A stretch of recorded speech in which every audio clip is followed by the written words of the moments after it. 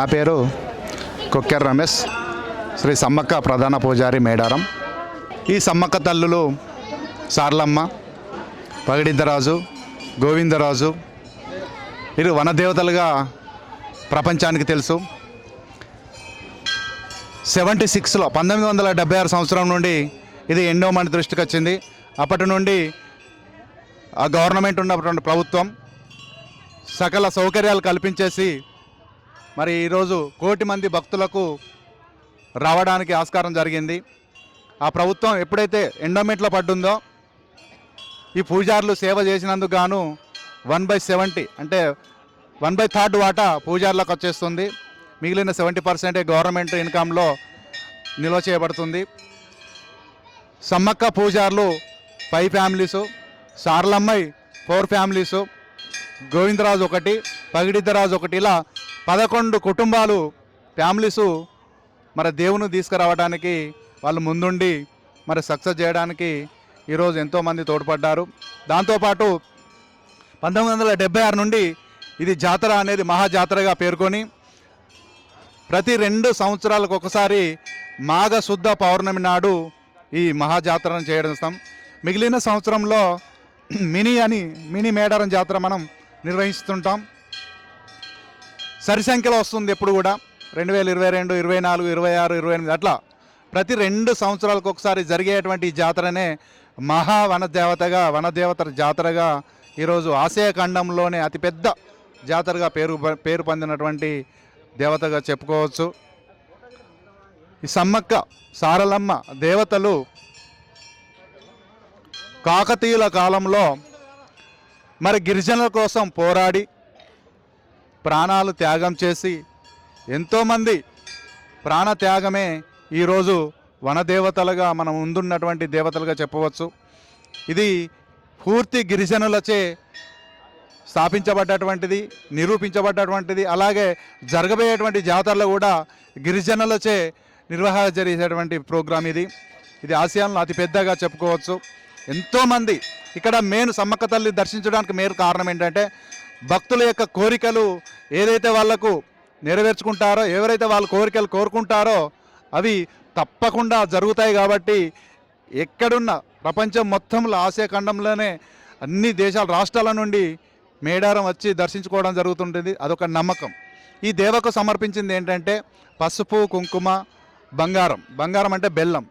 ఎవరైతే కోరికలు మొక్కుకుంటారో తనెత్తు బంగారం మొక్కుకున్నప్పుడు వాళ్ళ కోరికలు నెరవేరిన వెంటనే తల్లికి తన యొక్క ఎత్తు బంగారాన్ని తల్లుల గద్దెలపై తీసుకురావడం జరుగుతుంటుంది.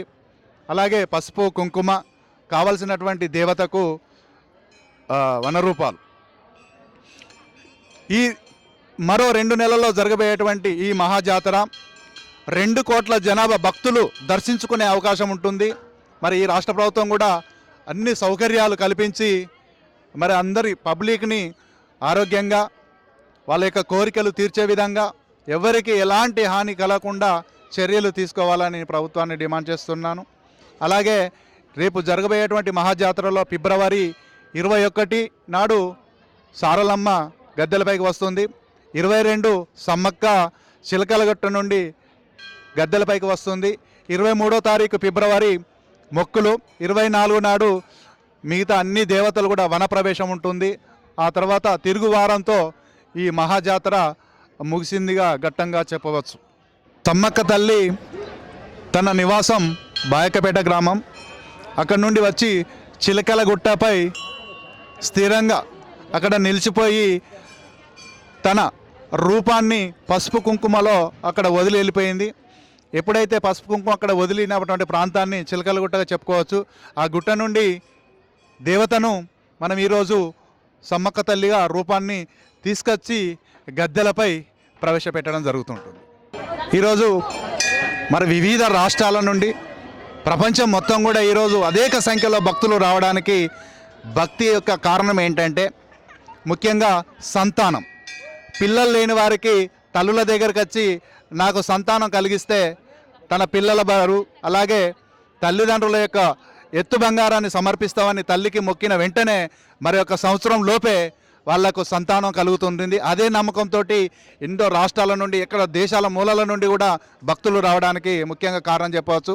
అలాగే ఉద్యోగం, విదేశాలకు వెళ్ళడం కానీ, ఉద్యోగపరంగా కానీ, సంతానం కానీ, ఆరోగ్యపరంగా కానీ కోరుకున్న ఎడల ప్రత్యేకమైనటువంటి ఒక నమ్మకం ఉంటుంది. అంత దూరం నుండి అయిన భక్తులు వచ్చి ఆ నమ్మకాన్ని నిలబెట్టుకొని తనకు కావలసినటువంటి తన మొక్కులైతే ఏవైతే ఉంటాయో తన ఎత్తు బంగారాన్ని దేవతలకు సమర్పించి ఆ కోరిక నెరవేర్చిన వెంటనే సమర్పించి తన ఆరోగ్యాలతో ఉండాలని కోరుకుంటారు. జంపన్న సమ్మక్క తల్లి యొక్క కుమారుడు జంపన్న. ఇతను ట్రైబల్ కోసం పోరాడినటువంటి సమ్మక్క తల్లుల్లో ఒకరు. తన కొడుకైనటువంటి జంపన్న మనం మేడారానికి వచ్చే ప్రదేశంలో, పసరం నుండి మేడారం వచ్చే మార్గ మధ్యంలో తను మేడారానికి కిలోమీటర్ ముందు ప్రాంతంలో జంపన్న వాగు అనేటువంటి పేరుంది. ఆ పేరు ఎలా వచ్చిందంటే, జంపన్న ఆ యుద్ధంలో పోరాటంలో చనిపోయి తన రక్తం ఒక వాగులాగా పారిపోవడం, ఒక వర్షంలో ఒక వరదలాగా వెళ్ళిపోవడాన్ని ఆ రక్తంలో మరుగులతో కొట్టి మిట్టాడుతున్న సందర్భంలో ఆ పేరు జంపన్న వాగు అనే పేరు వచ్చింది. అక్కడ ఉన్నటువంటి ఆ నీటిలో పుణ్యస్నానం చేస్తే, దర్శనానికి ముందే ఆ జంపన్న వాగులో స్నానం చేసి వచ్చి తల్లులను దర్శించుకుంటే వాళ్ళు కోరుకున్న కోరికలు నెరవేరుతాయని ఒక గొప్పనటువంటి నమ్మకాన్ని కలిగి ఉన్నటువంటి ఎంతోమంది భక్తుల యొక్క నిదర్శనం. సమ్మక్క భర్త పగిడిద్దరాజు, పగిడిద్దరాజు యొక్క తమ్ముడు గోవిందరాజు. అంటే సారలమ్మకు బాబాయ్ అవుతాడు. సమ్మక్క కూతురు సారలమ్మ. సమ్మక్క భర్త పగిడిద్దరాజు, పగిడిద్దరాజు యొక్క తమ్ముడే గోవిందరాజు. సారలమ్మకు బాబాయ్ అవుతుండే, సమ్మక్కకు మరిది అవుతాడు. ఇది మా ట్రైబల్ కోసం, గిరిజనుల కోసం పోరాడినటువంటి వీరమరణమైనటువంటి కుటుంబ త్యాగమే ఈరోజు మహాజాతరగా రూపొందించినటువంటి మనం చెప్పుకోవచ్చు. సమ్మక్క సారలమ్మ మేడారం జాతర అనేది 1976 సంవత్సరంలో మరి ఎండోమెంట్ దేవాదాయ ఆధీనంలోకి వచ్చింది. అప్పటి నుండి ఉన్నటువంటి రాష్ట్ర ప్రభుత్వం ముందుగా కొంత లక్షలలో ఉండేది. ఇప్పుడు ప్రజెంట్ వచ్చేసి కొన్ని కోట్ల ఆదాయము సమకూర్చడం జరుగుతుంటుంది.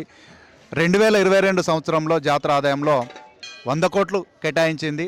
రోడ్లు కానీ, భక్తులకు తాగు సౌకర్యం కానీ, ఆర్టీసీ కానీ, విద్యుత్ కానీ అన్ని సౌకర్యాలు కల్పించింది. ఈసారి ఈ ప్రభుత్వం 2024 సంవత్సరానికి గాను 75 కోట్లు రాష్ట్ర ప్రభుత్వం కేటాయించింది. ఈ 75 కోట్లతోటి వివిధ అభివృద్ధి పనులు మన రాష్ట్ర ప్రభుత్వం ముందుండి ఎండోమెంట్ కావచ్చు, ఐటీడీఏ కావచ్చు, ఇటు పూజారులు కావచ్చు, అన్ని శాఖల ద్వారా అభివృద్ధి పనులు జరుగుతున్నాయి. ఇంకా జరగాలని, ఇంకా కొన్ని అవసరమైతే ఇంకో 25 కోట్లు రిలీజ్ చేయాలని రాష్ట్ర ప్రభుత్వాన్ని డిమాండ్ చేస్తున్నాం, భక్తుల సంఖ్య దృష్టిలో పెట్టుకొని. ఈ 2024 మహాజాతర ఫిబ్రవరి 21, 22, 23, 24 తోటి దేవతలు వనప్రవేశంకి వెళ్ళిపోతారు. తిరిగి మర్నాడు మరొక బుధవారం అంటే ఫిబ్రవరి 28, 29 తారీఖుల్లో పూజారులందరూ పెద్దల సమక్షంలో, కుటుంబ సమక్షంలో అందరూ కూడా రహస్య పూజలు చేసేసి తల్లులకు సంబంధించి, దేవతలకు సంబంధించినటువంటి పూజా సామాగ్రి అంతా కూడా భద్రపరిచి అంతటితోటి ఈ మహాజాతర ఘట్టం ముగిసిందిగా భావించడం జరుగుతుంది. భక్తులకు విజ్ఞప్తి, తన కోరికలను తీర్చే విధంగా మొక్కులు ఏవైతే ఉన్నాయో మేడారం వనదేవతలకు వచ్చిన వెంటనే తన మొక్కులు మేక రూపంలో కానీ, కోళ్ళ రూపంలో కానీ, అలాగే తనెత్తు బంగారం బెల్లం రూపంలో కానీ, కానుకల రూపంలో కానీ తీర్చడం జరుగుతుంటుంది. మీరు శ్రద్ధగా వచ్చి సమ్మక్క తల్లి భక్తితోటి క్యూ లైన్లో నిలబడి అది ఎంత సమయమైనా పట్టినప్పటికీ మీరు స్పష్టమైనటువంటి జ్ఞానాన్ని కలిగి ఉండి, అలాగే మీ యొక్క కోరికలు నెరవేర్చిన వెంటనే అది బంగారం రూపంలో కావచ్చు, కానుకల రూపంలో కావచ్చు, తర్వాత జంతువు రూపంలో అంటే మేక కానీ, కోడి రూపంలో మీ కోరికలు నెరవేరిన వెంటనే మొక్కులు తీర్చుకోవాల్సిందిగా భక్తులకు విజ్ఞప్తి చేస్తున్నాం. సమ్మక్క కానీ, సారలమ్మ కానీ, పగిడిద్దరాజు, అటు గోవిందరాజు వీళ్ళు ట్రైబల్ కోసం పోరాడినటువంటి అమరవీరులై చనిపోయినటువంటి దేవతలుగా చెప్పవచ్చు.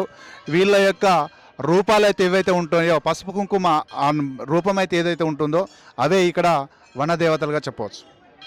వీళ్ళకి విగ్రహాలు కానీ, ఎలాంటి స్తూపాలు కానీ లేవు.